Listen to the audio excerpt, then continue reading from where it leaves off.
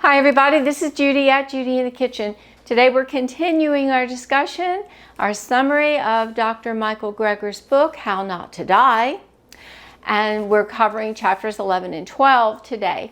So I do hope this helps you out, and this in no way substitutes for reading the book. I really suggest you get this book and keep it in your library and refer to it often. But hopefully this summary will help you out.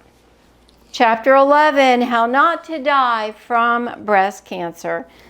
Breast cancer is the most common cancer among American women. And I want to point out that men can also have breast cancer. Okay, so don't think this is discussion only for women. Now, about 230,000 people are diagnosed with breast cancer every year. Now, this takes years, even sometimes decades, to develop to the point of being detectable. So there really is no such thing as early detection. Improving your diet in the hopes of preventing cancer may be actually treating it as well. What not to do. Do not consume alcohol. In 2010, the World Health Organization formally upgraded its classification of alcohol to be a definitive human breast carcinogen. And they state that no amount of alcohol is safe. Got that? No amount of alcohol is safe. Next point, if you eat meat, avoid cooking it at high temperatures. Heterocyclic amines are harmful carcinogenic compounds that are formed when muscle meat, and that includes beef, pork, fish, and poultry, when that is cooked at a high temperature. The methods include roasting, pan frying, grilling, and baking. The longer meat is cooked, the more heterocyclic amines are formed. The best way to avoid the formation of those dangerous compounds is by boiling your meat so the temperature never goes above 212 degrees Fahrenheit. Next point on what not to do to how not to die from breast cancer is do not smoke. Researchers have found that heterocyclic amines in vegetarians who smoke may approach those of non-smoking meat eaters. So smoking can really increase your risk of breast cancer for that reason. What to do? Eat a whole food, plant-based diet. The American Institute for Cancer Research states that diets that revolve around whole plant foods with vegetables, whole grains, fruits, and beans cut the risk of many cancers and other diseases as well. Next point, eat at least one apple a day. Now, we've all heard, an apple a day keeps the doctor away. There's truth to that.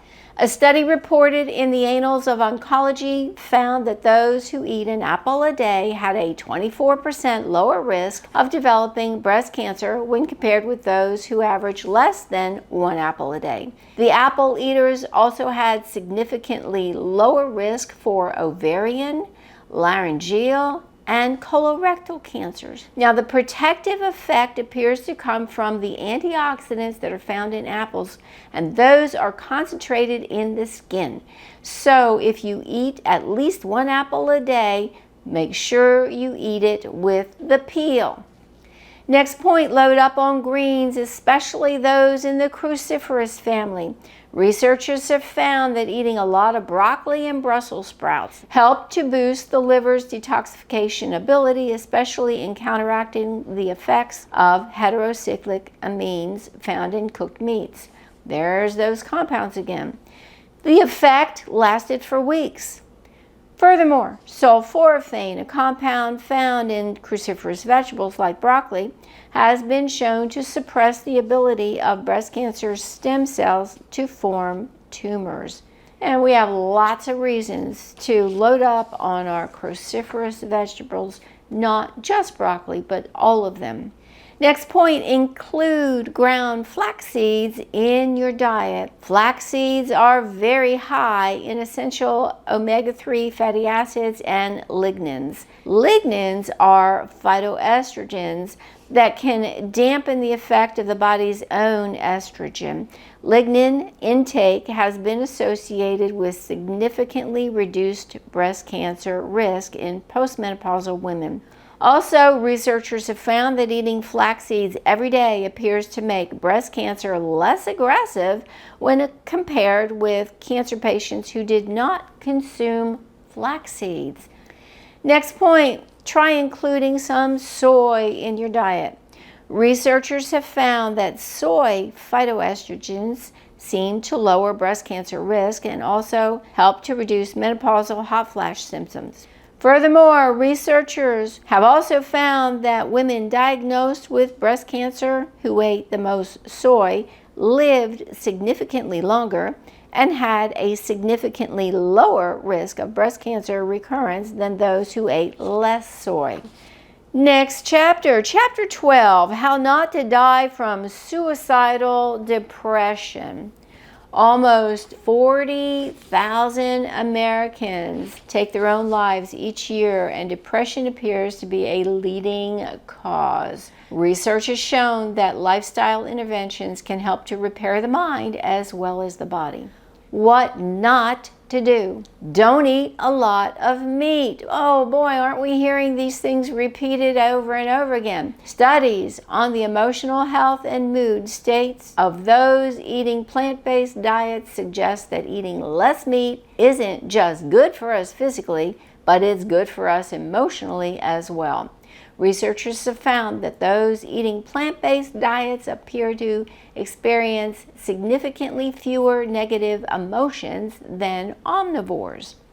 Next point, if you drink coffee, do not sweeten it with sugar, aspartame like Equal or NutraSweet, nor saccharin as in Sweet and Low.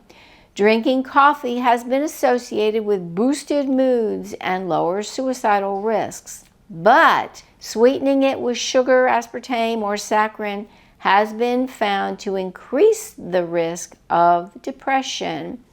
Next point, if you drink coffee, do not drink more than 7 cups a day. Woo, that's a lot of coffee right there. Studies have shown that those who drink from 2 to 7 cups of coffee a day have a decreased risk of suicide when compared with non-coffee drinkers.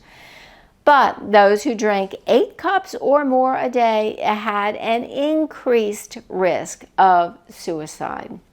There's magic in the numbers here, people. Now, what to do? First point, load up on fruits, vegetables, and leafy greens. A review published in the journal Nutritional Neuroscience concluded that, in general, eating lots of fruits and vegetables may present a non-invasive, natural, and inexpensive therapeutic means to support a healthy brain. The traditional explanation of how depression develops states that depression stems from a chemical imbalance in the brain.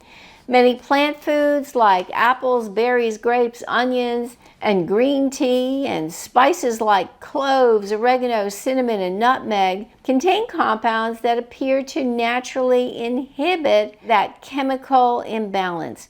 Studies have shown that the more fruits and vegetables we eat, the happier, calmer, and more energetic we may feel. And the effects may linger from one day into the next.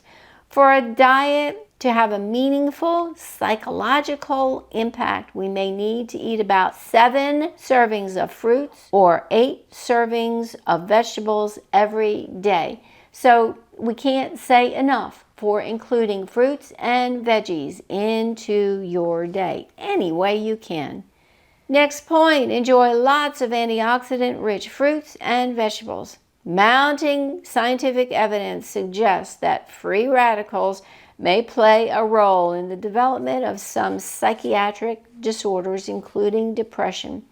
Researchers have found that those who eat more antioxidant-rich fruits and vegetables appear to be protected against depression, psychological distress, mood and anxiety disorders, and poor perceived mental health. Some of the antioxidants that researchers have studied include the yellow, orange, and red pigments found in many healthy foods, including sweet potatoes, leafy green vegetables, tomatoes, and more.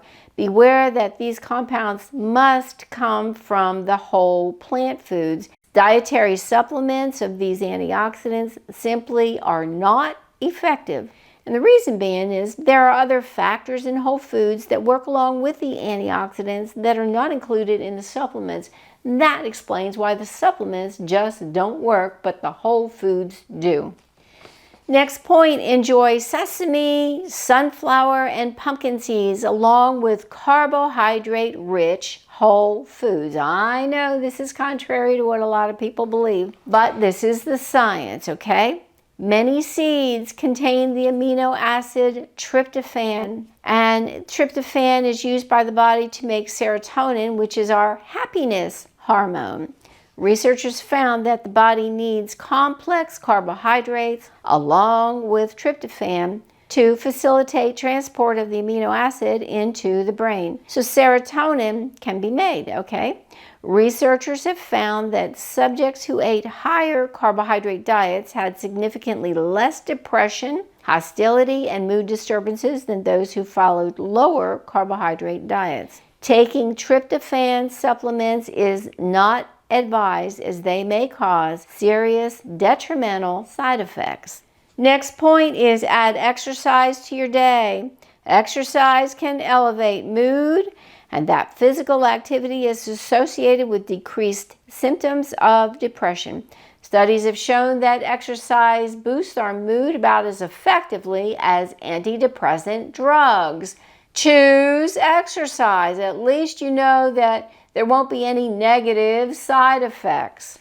I certainly do hope that this helps you out. If you have any questions or comments, share them below. I'll address them the best way I possibly can.